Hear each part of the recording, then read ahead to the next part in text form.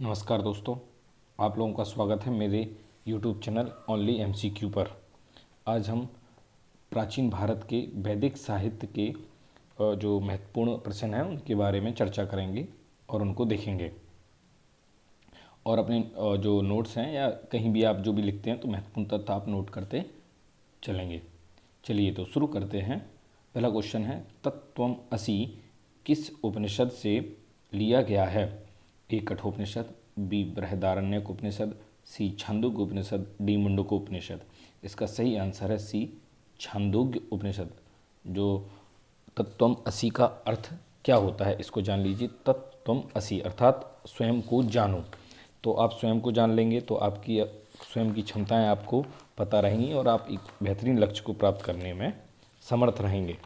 तो यह छांदोग्य उपनिषद से लिया गया और छांदोग्य उपनिषद है वो सामवेद का एक उपनिषद है। कठोपनिषद, इसमें यम और नचिकेता का संबंध दिया गया है। बृहदारण्यक उपनिषद, यह भी यजुर्वेद का एक उपनिषद है और यह सबसे बड़ा उपनिषद है। मुंडको उपनिषद, इसमें जो भारत का राष्ट्रीय वाक्य है सत्यमेव जयते, उसका सत्यमेव जयते मुंडको उपनिषद से ही लिया गया है। चलिए तो नेक्स्ट प्रश्न की ओर चलते हैं। निम्न में से किस उपनिषद में सबसे पहले भगवान शिव का उल्लेख किया गया है? ए कठोपनिषद, बी ईशोपनिषद, सी श्वेताश्वर उपनिषद, डी छांदोग्य उपनिषद।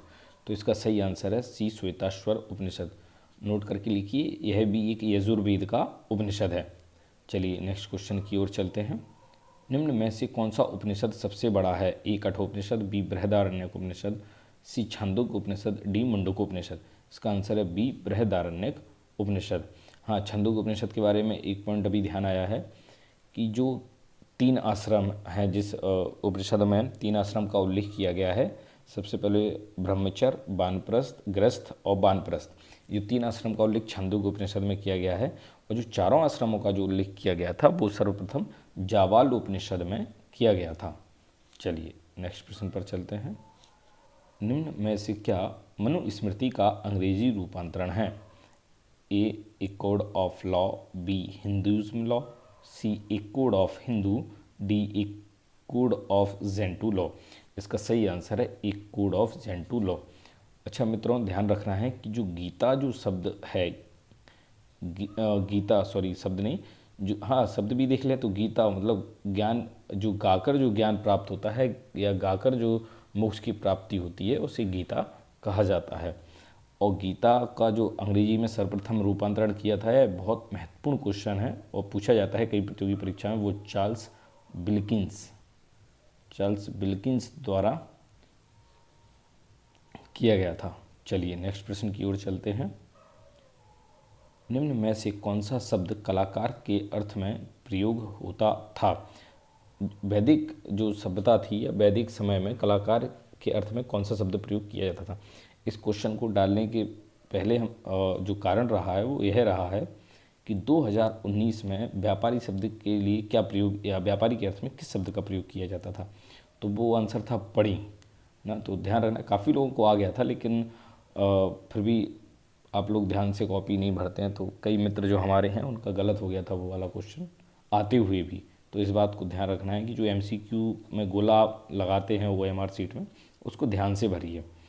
हाँ, तो इस प्रश्न पर चर्चा करते हैं। कलाकार के अर्थ में प्रयोग होता था ए कुसीद, बी तक्षा, सी दोहित, डी सैलुस। तो इसका सही आंसर है डी सैलुस। दोहिता जो शब्द प्रयोग होता था वो पुत्री के लिए प्रयोग होता था। तक्षा जो शब्द प्रयोग होता था वो बाड़ी के लिए प्रयोग होता था। वो कुसीद जो शब्द प्रयोग होता था वो ब्याज के लिए प्रयोग होता था। चलिए नेक्स्ट प्रश्न की ओर चलते हैं। निम्न में से किस वेद में सभा और समति को प्रजापति की 2 पुत्री कहा गया है? तो इसका सही आंसर है डी अथर्ववेद। अथर्ववेद में कहा गया है। अथर्ववेद का जो पुरोहित होता है उसे ब्रह्मा कहा गया है और अथर्ववेद का उपवेद है शिल्पवेद और इसका कोई आरण्यक नहीं है। इसका जो ब्राह्मण ग्रंथ है वो है गोपथ और इसके जो उपनिषद हैं वो है प्रश्नोपनिषद, मुंडकोपनिषद और मांडूक्य उपनिषद। 3 उपनिषदों के बारे में मुख्य हैं जो इसमें बताया गया है। चलिए तो नेक्स्ट क्वेश्चन की ओर चलते हैं। निम्न में से किस वेद को तांड ब्राह्मण या पंचवेद कहा जाता है? यह क्वेश्चन गलत प्रिंट हो गया, चूंकि तांड ब्राह्मण या पंचवेद किस वेद का ब्राह्मण ग्रंथ है। हाँ, इस टाइप से था कि किस वेद का ब्राह्मण ग्रंथ है, तो तांड ब्राह्मण या पंचवेद सामवेद का ब्राह्मण ग्रंथ है। सामवेद के बारे में जान लेते हैं। यह संगीत का सबसे प्राचीन ग्रंथ है, ध्यान रखना है, संगीत का सबसे प्राचीन ग्रंथ है। इसका जो पाठ करने वाला होता है उसे हम उद्गाता बोलते हैं। क्या बोलते हैं? उद्गाता। इसका जो उपवेद है, ध्यान रखना उपवेद बहुत इंपॉर्टेंट है, वो है गंधर्व वेद। और इसके जो उपनिषद हैं वो हैं छांदोग्य उपनिषद और केनोपनिषद। केनोप आरण्यक है इसकी जैमिनी और छांदोग्य। और ब्राह्मण हमने बताई दिया पंचवेद, इसे तांड ब्राह्मण भी कहा जाता है। चलिए नेक्स्ट प्रश्न की तरफ चलते हैं। निम्न में से वेदों की लिपि क्या है? ए पाली, बी ब्राह्मी, सी देवनागरी, डी प्राकृत। इसका जो सही आंसर है वो ब्राह्मी, बी ब्राह्मी वेदों की लिपि ब्राह्मी थी। और भाषा जो थी वो संस्कृत थी। ध्यान रखना है, भाषा कौन सी थी? संस्कृत। खैर मोस्टली लोगों को पता होगा कि इसकी भाषा संस्कृत थी, लेकिन थोड़ा लिपि में कन्फ्यूज हो सकते, वो भी पता होगा, लेकिन आज कन्फ्यूज़न खत्म हो जाएगा चूँकि ब्राह्मी लिपि थी वेदों की। नवा क्वेश्चन है, निम्न में से कौन संदेहवादी संप्रदाय का संस्थापक था? ए पूर्ण कश्यप, बी संजय बैठलपुत्र, सी अजित केसकमलिन, डी बृहस्पति। इसका जो सही आंसर है वो है बी संजय बैठलपुत्र। और जो ए पूर्ण कश्यप ने घोर अक्रियावादी जो संप्रदाय था उसकी स्थापना की थी। अजित केसकमलिन ने उच्छेदवादी संप्रदाय की स्थापना की थी। और चारवाक व बृहस्पति दोनों ने मिलकर लोकायत मत की स्थापना की थी। चलिए नेक्स्ट प्रश्न की ओर चलते हैं।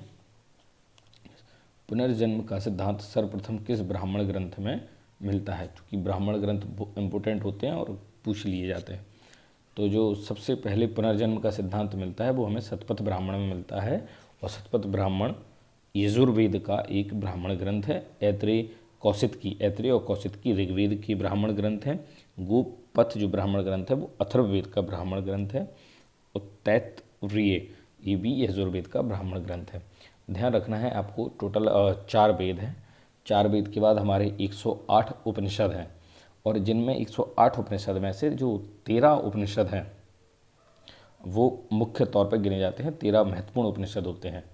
तो अब जो नेक्स्ट वीडियो आएगी वो आधुनिक भारत से आएगी, लेकिन उसके लिए आप लोगों को हमारे सब्सक्राइबर बढ़ाने होंगे। और लगभग 100 जब सब्सक्राइबर हो जाएंगे तो नेक्स्ट वीडियो और अच्छे तथ्यों के साथ लाए जाएंगे।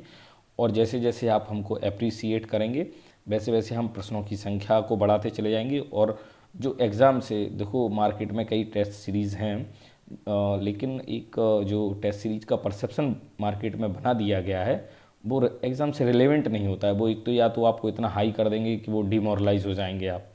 तो एक मॉडरेट जो जैसा आंसर आता है एक रिलेवेंट, तो हम उससे संबंधित क्वेश्चन, मैं तो ये तो नहीं कहूँगा कि मैं एग्ज़ाम मैं सेट कर रहा हूँ, मैं तो सेट मतलब समझ रहा हूँ, मैं सेट नहीं करने वाला, लेकिन एक परसेप्शन बन जाता है कि आप कैसे, आप जो पेपर आएगा वो कितना रिलेवेंट आएगा और आप कैसे क्वेश्चन पूछे जाएंगे।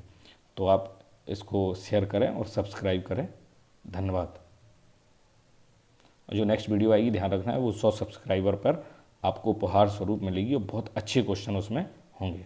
धन्यवाद।